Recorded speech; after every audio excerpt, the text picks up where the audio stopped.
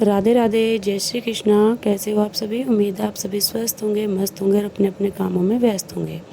तो दिन की शुरुआत हो चली है माधव के साथ और मैंने माधव को उठा दिया है और उनको कर दिया है प्रणाम। सबसे पहले हो जाती है बच्चों की नाश्ते की तैयारी, क्योंकि बच्चे जाते हैं स्कूल और हाथ में है काफ़ी दिक्कत। तो उसके लिए मैंने हाथ पे किया है, जो नीम होता है, नीम की जो बक्कल होती है उसको रब करके उसका लेप कर लिया है, ताकि थोड़ा बहुत रिलीफ मिले। बोलते हैं नीम एंटीबायोटिक होता है तो आराम करता है, लेकिन मुझे किसी भी चीज़ से कोई आराम नहीं हो रहा है। मैंने पत्ते भी लगाए हैं, नीम की बक्कल भी लगा रही हूँ, कोलगेट भी लगाया, जिसने जो बता दिया वो यूज़ कर रही हूँ और दवाइयाँ तो मेरी ऑलमोस्ट चली ही हुई है।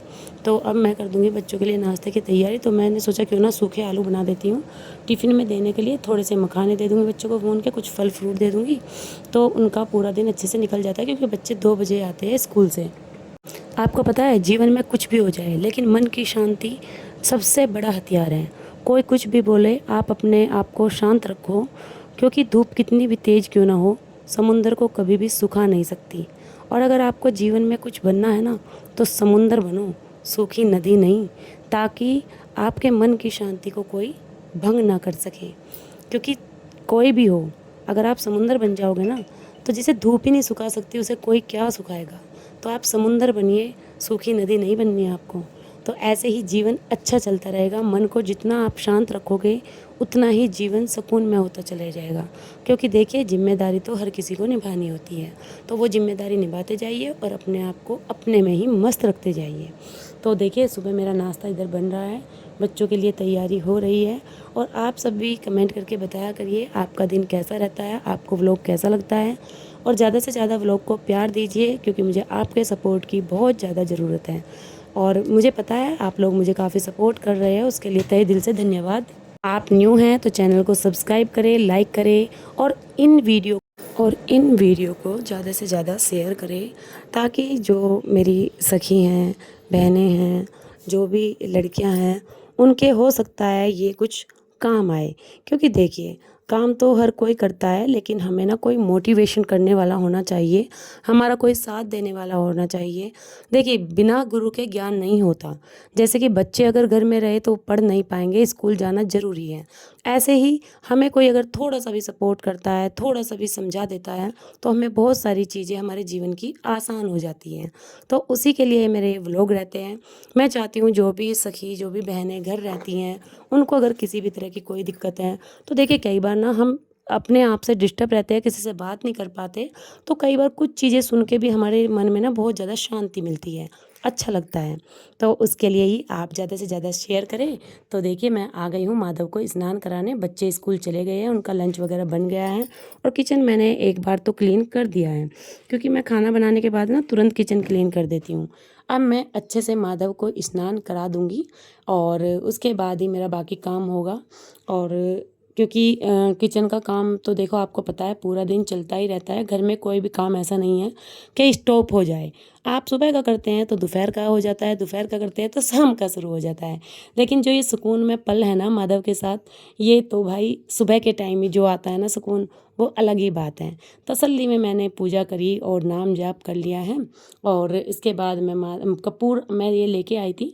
कपूर बहुत अच्छा होता है, आपको बहुत अच्छी फ्रेग्रेंस मिलती है, मतलब खुशबू मिलती है, और घर की नेगेटिविटी भी दूर होती है और मन को शांति देता है। तो आजकल जैसे पूजा पाठ नहीं करी, तो मैंने सोचा क्यों ना कपूर ही जला देती हूँ। तो मैंने कपूर जला के चारों तरफ को, इसकी धूमनी बोलते हैं मतलब इस लैंग्वेज में, मतलब धूप सबको दे दी है। तो माधव को भी मैंने अच्छे से दी। और आजकल मौसम थोड़ा सा ऐसा ही हो रहा है, उमस का, थोड़ा स्मेली सा, तो घर में भी बहुत अच्छी सुगंध हो जाती है इससे। तो देखिए, मेरा कपूर जल गया है और कितनी अच्छी लगती है ना जोत जलती हुई सुबह की, बहुत अच्छी लगी। तो ये मेरा छोटा सा मंदिर और माधव कितने प्यारे लग रहे हैं। अब मैं माधव को लगा दूंगी मिश्री और दही का भोग, जो कि मैं लगाती हूँ मेरे से। लेकिन आज तक किसी ने नहीं पूछा तुम इसमें तुलसी क्यों नहीं मिलाते हो। भाई देखिए, हर वक्त सिचुएशन नहीं होती तुलसी की, और मेरे घर में तुलसी कभी सूख जाती है, कभी हरी रहती है, कभी मुझे याद रहता है, नहीं रहता है। मैंने अपने मन से बस ये सोचा कि भगवान भाव से ही मेरा भोग लगा लीजिएगा, मैं तुलसी नहीं इसमें डाल पाती, तो उसके लिए क्षमा याचना मांग लेती हूँ। और क्योंकि अगर मैं एक भी पेड़ का पत्ता तोड़ती हूँ तो मेरा बच्चा बहुत छोटा है, वो मुझे देख के पूरे पेड़ को तोड़ के तहस नहस कर देता है, और वो पूरा दिन फिर उस पेड़ पे लगा रहता है। इसलिए मैं उसके सामने कोई भी ऐसा काम नहीं करती हूँ। तो देखिए मैंने दोबारा काउंटर टॉप को किया क्लीन, और क्लीन करने के बाद अब मैं कर दूँगी इन बर्तनों को साफ़। और अभी बाकी का नाश्ता रह रहा है, बच्चों का ही हुआ था, तो फिर से कर दूँगी नाश्ते की तैयारी।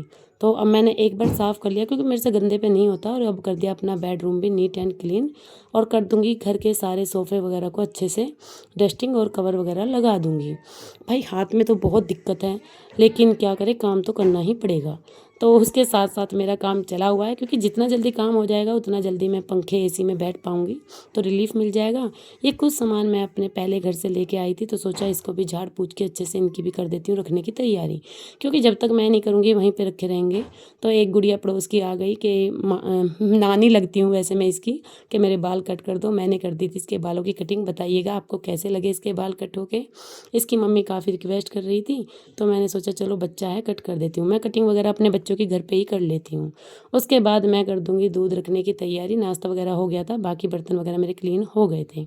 तो इधर मैं रख दूँगी अब मतलब दूध गर्म होना, और उधर जो छलने होते हैं ना रोटी रखने के, वो मुझे धोने थे। पहले मैंने सोचा पहले रही लगा देती हूँ, क्योंकि काम तो देखो मेरे साथ बहुत सारा हो जाता है। सुबह को दूध गर्म करना, दही वगैरह मक्खन निकालना, ये और वो काम की तो आप पूछिए मत। फिर हुई चाय का ऑर्डर, तो मैंने बना दी चाय, क्योंकि 2-3 गेस्ट आ गए थे, और आज बनेंगे आलू बैंगन घर में। मैंने इनको भी छील दिया। अचानक हुई हाथ में बहुत ज़्यादा इचिंग, तो मैंने नीम पीस के लगा लिया है, और सब्जी भी मेरी बीच में छूट गई, रही भी लगी हुई ऐसे कैसी रह गई, मक्खन भी नहीं निकला। फिर सोचा ऐसे ही हाथों से काम कर लेती हूँ। बहुत ज़्यादा दिक्कत हो रही थी, जलन करी नीम ने भी बहुत ज़्यादा, लेकिन सहन करी। लेकिन फिर क्या था, वो बार बार झड़ रहा था, सोचा सब्जी कड़वी ना हो जाए, इसके लिए हाथ धो दिया। देखो कितनी रेडनेस हो रही, मतलब असहनीय पेन है मेरे हाथ में। तो अब मैंने सोचा पहले एक दवाई मंगाई फिर से स्टोर से। डॉक्टर की तो चली हुई है, लेकिन सहन नहीं हो रही थी, और वो आराम भी नहीं कर रही थी। तो मैंने सोचा कोई दर्द की और खुजली की दवाई ला के दे, तो हस्बैंड ने ला के दी। ये खाई, उसके बाद करी सब्जी की तैयारी।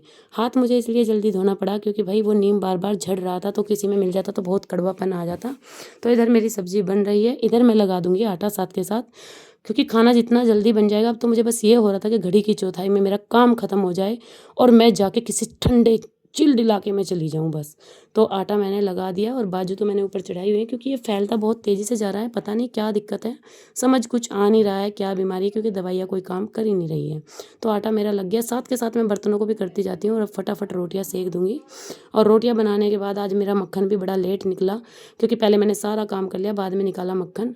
क्योंकि देखिए आज मैंने खाने का इसलिए वेट नहीं किया कि कोई खाएगा तभी बनाऊँगी, क्योंकि मेरी तबीयत बहुत ज़्यादा ख़राब थी। मैंने सब कुछ बना के रख दिया है, अब जिसका मन करेगा वो खा लेगा। और घर का ऑलमोस्ट सभी काम हो गया है क्लीन।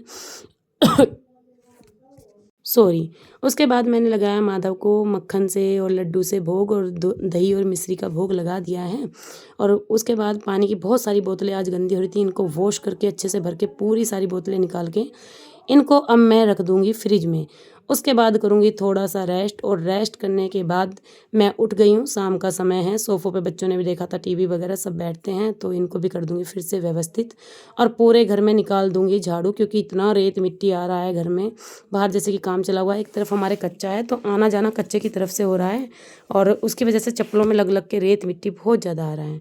तो घर हो गया है क्लीन। शाम का खाना वगैरह बनाने के बाद बज चुके हैं रात के 9 का टाइम होगा। तो देखिए हाथ की हालत तो ख़राब है, लेकिन घर में किसी कपड़े पे प्रेस नहीं है, ना बच्चों के ना हस्बैंड के। तो सोचा थोड़ी सी प्रेस कर देती हूँ। बच्चा स्कूल जाता है, सुबह भी उसके पास यूनिफॉर्म नहीं है।